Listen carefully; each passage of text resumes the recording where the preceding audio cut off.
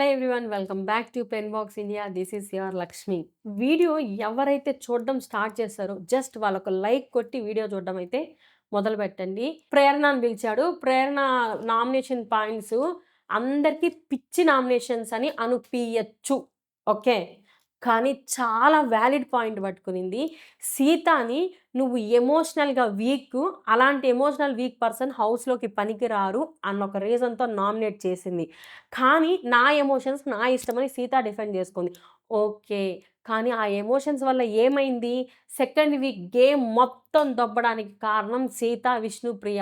వాళ్ళు ఎమోషనల్‌గా ఫీల్ అయ్యి, వాళ్ళలో హ్యుమానిటీ బయట తన్నుకొనొచ్చి గేమ్‌ని గేమ్‌లాగా ఆడలేదు వీళ్ళు.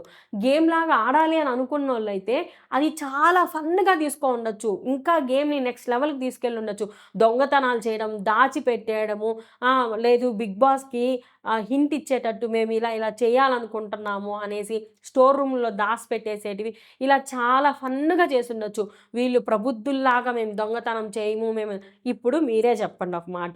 యష్మి టీమ్‌కి ఇంత ఫుడ్డుంది. వాళ్ళ పాటికి వాళ్ళు ఫుడ్ వండుకుంటారు, తినేస్తారు. మీకు ఇంత ఫుడ్డుంది. మీ పాటికి మీరు ఫుడ్ వండుకుంటారు, తినేస్తారు. బిగ్ బాస్ వాళ్ళిద్దరికేం లేకుండా చేయడు కదా! వాళ్ళిద్దరికీ రాగి జావో అవి వాళ్ళ ఫుడ్ వాళ్ళు తినేస్తారు. అవునా? అయిపోయింది.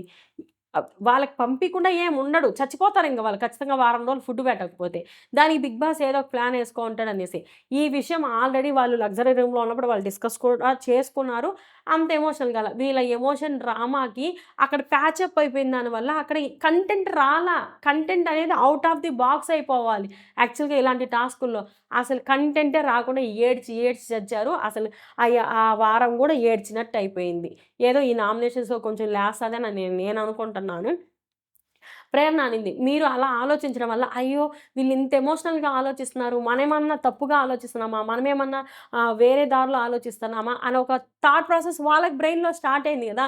మీరు మంచి అయిపోవచ్చు, వాళ్ళు ఎదవలు. ఇక్కడ యష్మి గాని, ప్రేరణ గాని, యష్మి టీమ్ ఎవరన్నా బ్యాడ్ అవ్వడానికి కారణం కేవలం వీళ్ళిద్దరు మాత్రమే. వీళ్ళ హ్యుమానిటీ, వీళ్ళ ఎమోషనల్ వీక్ పాయింట్స్‌ని హైలైట్ చేసుకుంటా వాళ్ళనైతే బ్యాడ్ చేసి పెట్టారు. ఇక్కడ ఒక పాయింట్ చెప్పింది ప్రేరణ.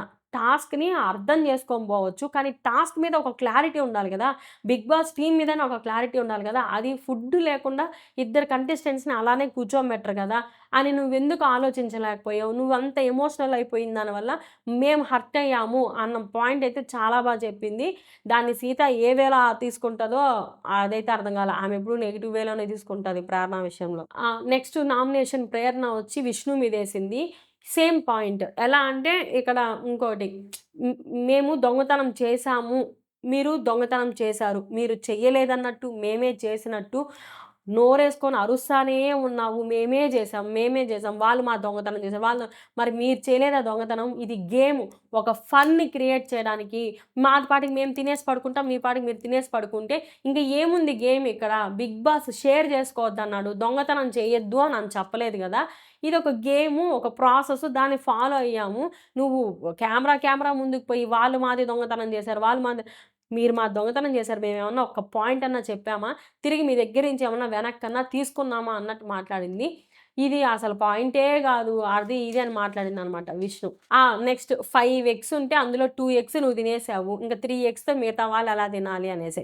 యాక్చువల్లీ ఇది వాలిడ్ పాయింటే. ఎందుకంటే అక్కడ రేషన్ చాలా తక్కువుంది.